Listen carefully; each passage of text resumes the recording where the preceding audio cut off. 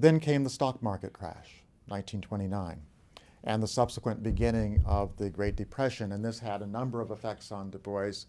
Personally, his own finances were in disarray, but it also led to a decline in the number of African Americans willing to subscribe to the crisis, which in turn made Du Bois more dependent on the NAACP, and they had allowed him to be this independent voice as long as the crisis was self-sustaining.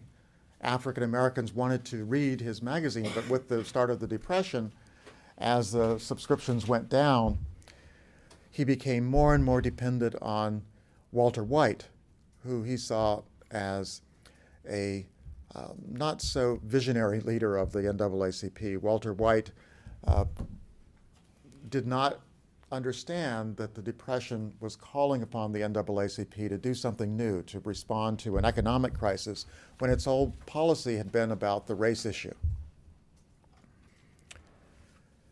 So Du Bois began to see the Scottsboro case as a sure sign that if the NAACP didn't change, it would lose the support of black people, not simply to the Communist Party, but to other groups, the black nationalists. He had also had a running battle with Garvey, and he understood the power of black nationalism in the black community.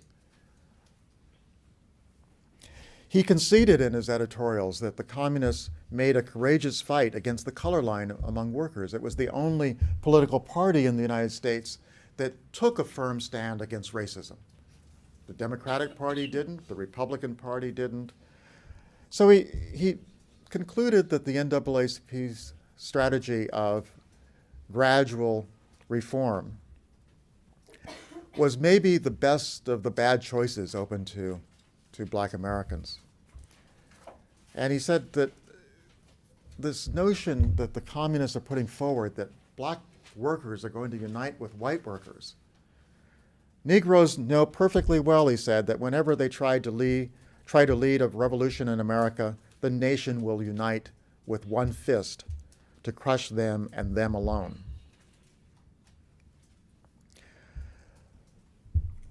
So what happens after the Scottsboro case is that Du Bois begins to see a new generation, a whole generation of younger intellectuals. They also, many of them have degrees from leading institutions like Harvard. They also write books. They also begin to reach out and become the voice of African Americans. And he also finds that there's a younger generation of people like Angelo Herndon in Alabama, who are more militant than he is, more willing to accept the message of the Communist Party. Angelo Herndon becomes a communist organizer during the early 1930s. Because he says he was impressed that the party fought selflessly and tirelessly to undo the wrongs perpetrated upon my race. Here was no dilly-dallying, no pussyfooting on the question of full equality for the Negro people. And one of the things that the Communist Party did, in addition to the Scottsboro case, was that they were very good at using these highly publicized cases to make their appeal. For example, there was this a dance that was held in Harlem, and they invited people to come, a lot of people they were trying to recruit, and at the dance there was this incident where a white worker objected to a black man dancing with a white woman. And the communists reacted by putting this worker on trial for racial chauvinism. And they held the trial in a Harlem bar, put out ads saying that we're going to try this worker on the charge of racial chauvinism,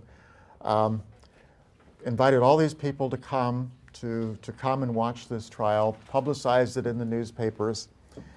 And needless to say, the worker was finally convicted of racial chauvinism, and they exerted the highest penalty, that is, to expel him from the party.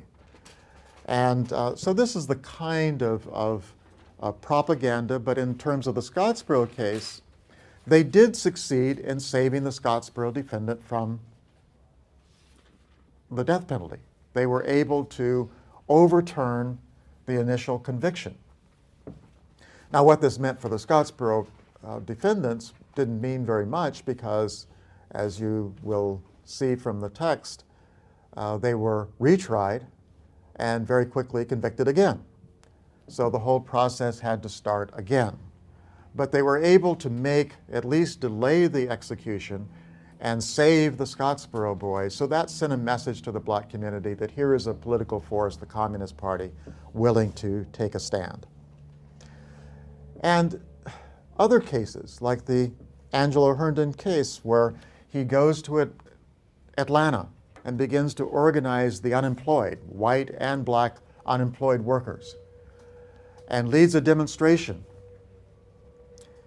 He's charged with insurrection, very serious life penalty, gets convicted on that. And a member of the